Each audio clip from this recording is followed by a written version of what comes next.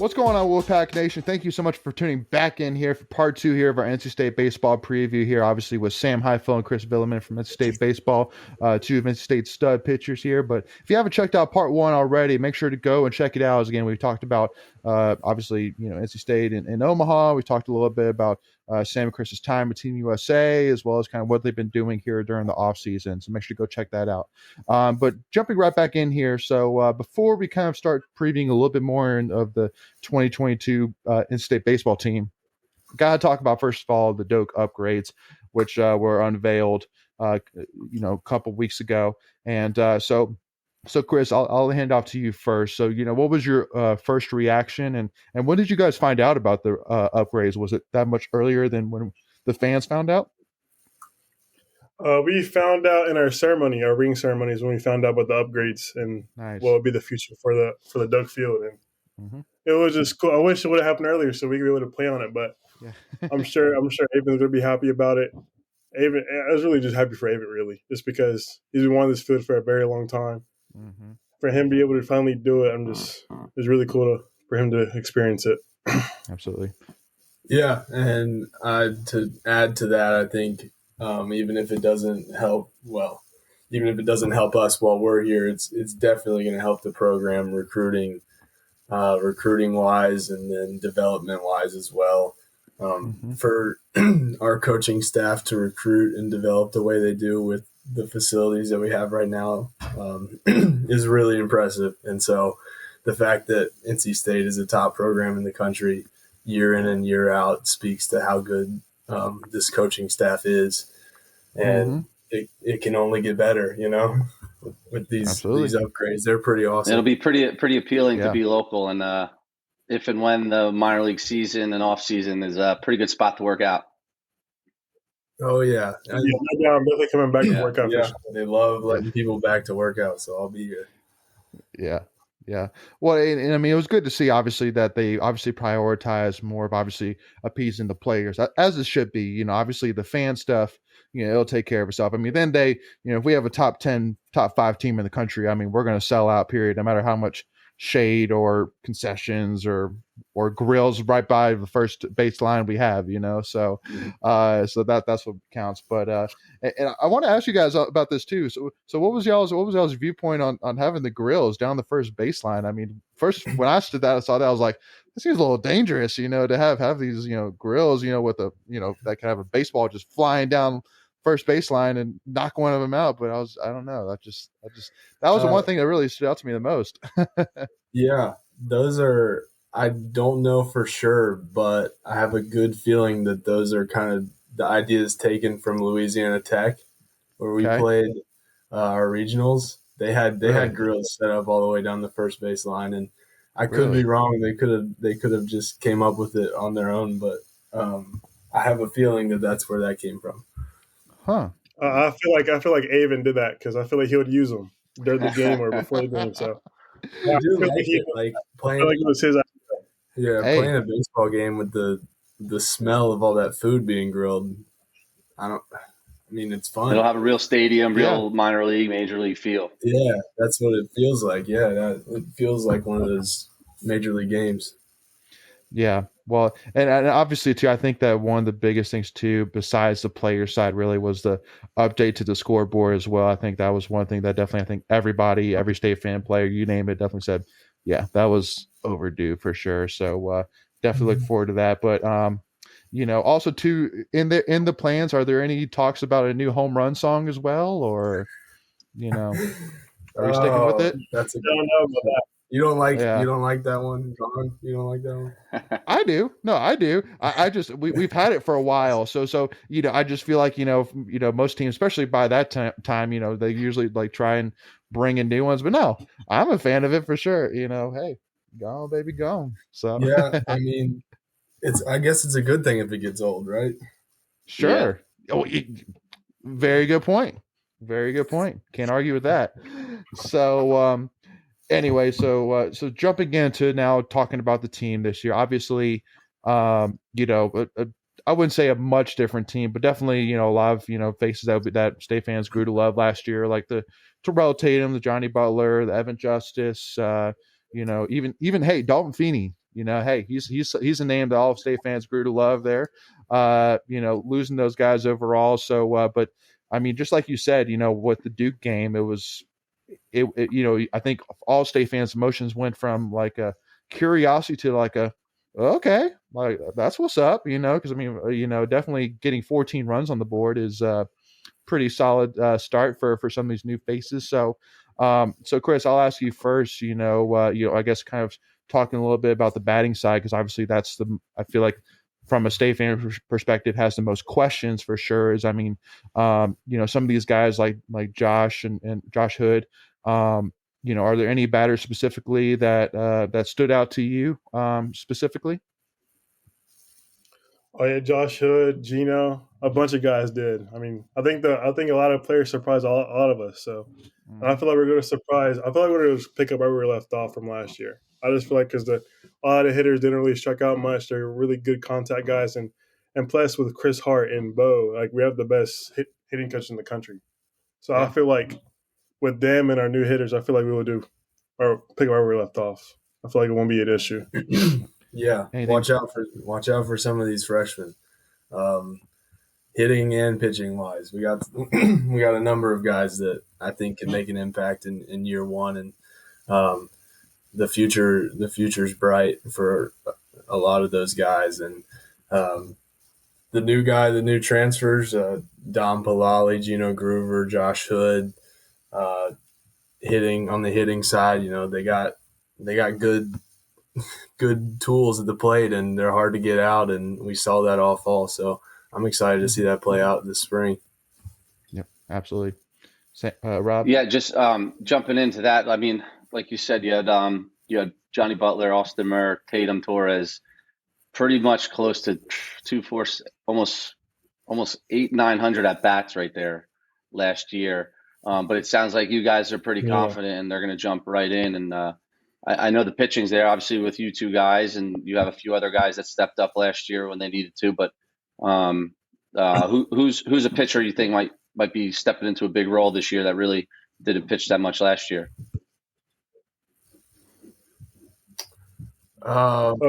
King, and I feel like Cooper King will be really good this year, and John, and a lot, especially some new freshmen like Carson Kelly will be really good for us, and JD. I feel like those guys will fill in roles, and transfers like Justin Lawson. I feel like we have a good, stronger group than last year, just like in depth wise. I feel like we'll be able to use more guys and instead of really just like 6 from last year. Mm-hmm. Yeah, a couple of transfers and Logan Adams and Justin Lawson, and then he mentioned some freshmen too, Carson Kelly and Jacob Dennis. I think you're going to see a lot. Last year you saw about 5 or 6 guys most of the year. I think you're going to see a lot more this year, and we're excited about that. And added depth is always a good thing. Yeah. Mm-hmm. And obviously too, obviously bringing in 2 transfers, even specifically from UNC Charlotte, talking to these guys at all, because definitely looking at this season, I feel like that I've pretty much said this, that, for any team next season, specifically when we make it to the postseason, I feel bad for them, honestly, because I truly do believe that like when we get to the postseason, that it's going to be like a fire under every player's, butts, and every coaching staff being like, yeah, no, like, we're going for all this year. Like there ain't nobody stopping us. So, so I mean, do you feel that these new guys, whether it's freshmen like Peyton Green or transfers like Josh Hood, have really bought into that message this year? Because I mean, I think that definitely this year it is setting up to be, just like you guys said, a special year for sure. And, and I think their expectation is the same as ours. They walked in on day one, and their expectation is to end up in Omaha. And they work hard, just like we've worked hard, just like last year's team worked hard. I've seen it from this year's team, and we may be a little bit younger, and we may have a lot of new faces, but we're still wearing that NC State across our chest, and we're gonna play as well as we can. Absolutely. Christian, anything? Yeah, I think they all have bought in pretty well. I think they know like what we want to do. I mean, what every team wants to do, but we want to do specifically. So And for us to have a whole bunch of new guys in the mesh really well as we have, I feel like we have something special going on here. Flatlands Jessup Insurance Group that has your whole world covered, with agents in 5 offices throughout eastern North Carolina to help you decide how much coverage you need. Offering policies for home and auto, recreational vehicles, commercial, crop, health, life, and employee benefits. They are able to combine options to find a comprehensive solution that works for you. Flatlands Jessup protects the things you love so you can spend less time worrying and more time enjoying them. Find them on Facebook and Instagram at Flatlands Jessup. You can also visit their webpage at www.flatlandsjessup.com. So please make sure to go and check them out. And, definitely, looking at even the schedule as well. And I kind of want to talk about this. I think it's, especially for any local players, but even specifically for the fans, I think it's a great schedule this year. A very exciting schedule. Obviously, playing a lot of local teams. Actually, went and listed them out, but High Point, Campbell, UNCG, Elon, North Carolina A&T, ECU, UNCW. So pretty much it seems like pretty much anybody that's outside the ACC that has a baseball team, we're playing them this year. So definitely, again, being two guys that are local,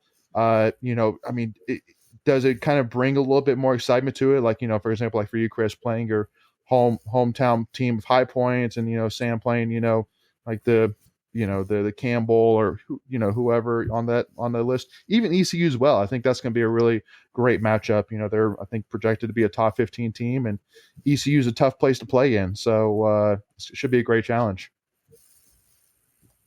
Yeah, I think it's exciting for us all played like in NC schools, and I was talking to some old guys that came to live the other day, and they said we had ECU on the schedule. So they told us to beat them pretty good this year. So we'll see how that goes. Yep. And for us just to play teams like Campbell like last year, I think like that's what Coach wants to do. So yeah, the amount of college baseball talent in the state of North Carolina is crazy. Even if we're talking non-conference teams, because there's already UNC, Wake Forest, and Duke. But yeah, it seems like every single non-conference midweek game is against another North Carolina team. So that's kind of cool, and it's cool for us too, because we have a bunch of friends that play at those schools too, and so to get to play against those guys that you haven't seen since high school is always fun. And then, I'm excited about the ECU home and home. Never gotten to play there in college, so that's a pretty cool environment, and hopefully we can go in there and beat them, and then beat them when they come here. Well, they're a rowdy crowd, but I mean, I think that if you guys can get through Arkansas, then pretty much any other place is like, we've been through Arkansas, so go ahead, Rob. Yeah, just looking at a couple. I know it doesn't matter, and it's where you finish, but a couple of the rankings I saw, I think D1 baseball has us top 15, and then Perfect Game has us top 10. I haven't seen Baseball Americas, but I'm sure we're in the same mix. Just going right, I know you've looked right at that first ACC weekend, and you have, I think it's Florida State. So you go Florida State, Georgia Tech, and they have them in top 25 as well. And I know Wake is up there, and even Louisville, I think, is preseason top 5 in some rankings. So how difficult of a road do you think it is? I know, listen, ACC every year is difficult, but tell us your thoughts on just every weekend going into ACC weekend. You're probably playing a top 25 team. Yeah, you're right. The ACC year in and year out is good, and it looks this year like it's going to be an up year again. A lot of good baseball teams, and so we're going to have to find ways to win. And early on in the year last year, we didn't do that very much, and we sort of figured it out. So we're kind of hopeful with the last year we had like a doubleheader against Davidson, and we jumped right into ACC play. So we kind of threw ourselves into the fire. So we're ramping up. We're playing some good non-conference teams the first 3 weekends of the year, but that'll help us kind of ramp it up and figure out what sort of lineup and pitching rotation that is going to put us in the best chance to succeed. And hopefully we can win those series early on a little bit better than we did last year. Yeah, like what Sam just said, like us being into the fire from the first weekend didn't really help out so much last year in the beginning. So I feel like us having some non-conference games in the first 3 seasons with some good teams, I feel like that'll benefit us to play the good teams in the ACC, which there's not really like an off weekend with ACC. Every team is good, so that's good. That's good for us to have the first 3 weekends where we can play some really good non-conference games for us to jump into ACC play. Yep. Well, and even adding in too, I mean, I know that it seems like every single year we always have a home game against Coastal Carolina as well, which is definitely a school that has a great coastal baseball program for sure. So looking at overall, obviously the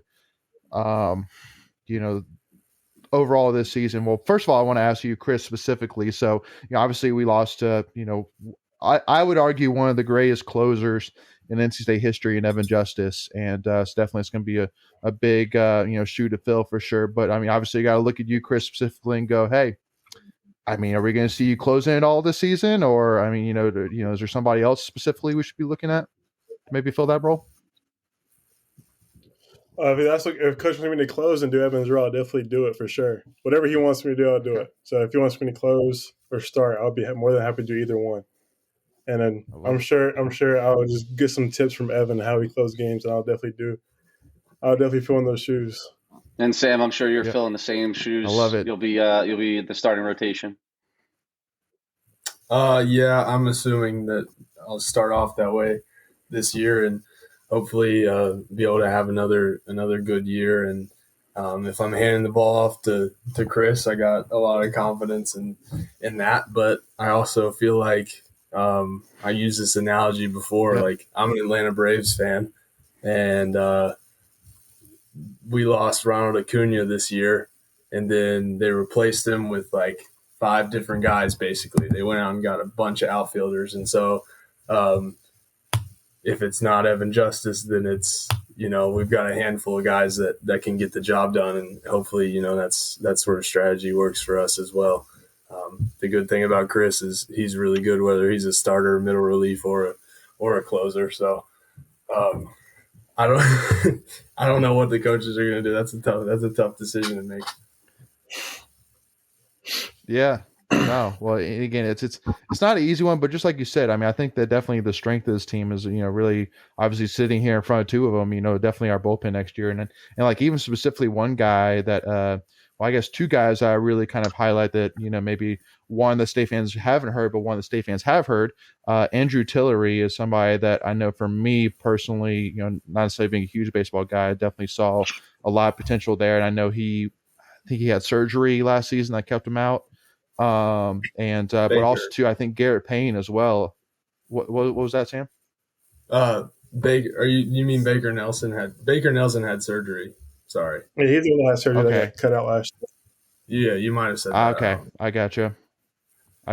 No, it's all good. No, but and then the other guy being obviously Garrett Payne. I think obviously getting thrown in the fire against Vanderbilt and pitching 5 innings, only giving up 3 runs. I mean, I think that was a pretty good tryout to Coach Avon to say, hey, I mean, maybe I should be in line up a little bit as well. So again, I think it should be It should be a fun predicament for Coach Avon this year to fill out the lineup each week. But hey, that's why they pay him the big bucks, right? So yeah, that's right. Rob, you got any? No, I think that's great. We appreciate you guys coming on. We're in the heat of the football playoffs. What do you got for the Super Bowl? Who's going to win? Since the Steelers lost last night to the Chiefs, and Steelers are my team, I think I'll have to go with the Chiefs. Lose to the champ, right? Year. Yeah. I think I want the Bills to win. And the way Josh Allen played last week, it's going to be tough to stop him. Cool. Yep. And then, and actually too, I just have one last question as well, just for fun as well, but I'll ask each of you guys this. So besides, the team perspective, because I know obviously, from a team perspective, this might be an easy question in terms of talking about goals per se, but for you specifically, each of you, what goals do you have personally for yourself for the 2022 season? And Sam, I'll let you answer that first. I've got a few, most of them like performance related. Obviously, the team goals come first. Like, I'd rather have a bad season and we end up winning the College World Series than play well. And overall, we're not quite as good. But I'm trying to consistently like hold velocity later in the games. I think that's goal number one for me. And so I've been trying to work in the weight room and on conditioning a little bit, trying to get stronger and get a little bit more endurance. So hopefully, like last year, my longest outing was that Vanderbilt game, 7 1/3. Hopefully, 7 is somewhat of a regular number for me this year. Mm-hmm. Okay. Chris? For me, just to be more like a vocal leader for my team in this season, just to be more of a leader, just because we have a bunch of new guys now, and then like someone who they wanted to talk to besides the coaches, I want to be that person. So that's probably the biggest goal for me, besides like team goals. And I guess other than that, just like getting stronger and just be able to work on my breaking ball so I can use it more efficient in games. Other than that, nothing really, no other goals than that for sure. Thank you, Chris and Sam, for joining us today. Really do appreciate y'all's time, and again, definitely from us here, Rob and I definitely wish you guys best of luck this season, and we'll be supporting y'all all the way, and definitely hoping to see y'all at whatever play. I can't even keep up at this point what stadium the AC championship is this year, but definitely looking forward to seeing y'all wherever that is, and then getting our first AC championship here, to get started with, and then we'll see y'all in Omaha whenever the time comes, right? Love it. Love it. All right, guys. Well, hey, thank you all so much again for tuning in. Make sure, again, if you haven't already, make sure you hit that subscribe button so you don't miss out on any new NC State content. Give us a follow, Tuffy Talk Now on Twitter, Instagram, as well as, if you wouldn't mind, give this video a like so that way more NC State fans can check out this awesome NC State baseball preview. But thank you all so much again for your time. And as always, go Pack, y'all.